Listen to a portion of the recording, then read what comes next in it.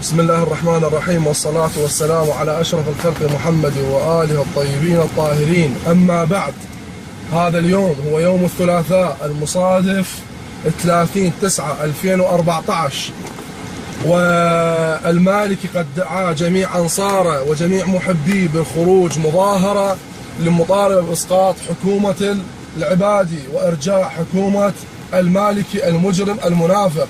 ولكن نحن الأنصار الأخيار أتباع السيد الحسني والعراقيين الشرفاء قد عملنا جاهدين على إسقاط هذه المظاهرة وإبعادها وتوضيح جرائم المالكي عبر الصفحات في الفيسبوك وتويتر. والحمد لله الآن نحن مرابطون قرب محافظة البصرة، وهذه هي بناية المحافظة، مرابطون قرب محافظة البصرة وهذه المحافظة، وكنا نسير في هذا المكان من الساعة 9 لحد الساعة 12 ظهرا، ولم نجد أي فرد من أفراد المالكي المجرم الهالكي.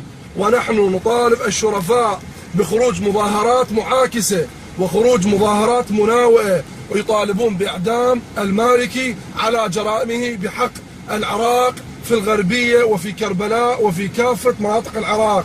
والحمد لله رب العالمين، وصلى الله على سيدنا محمد وآله الطيبين الطاهرين.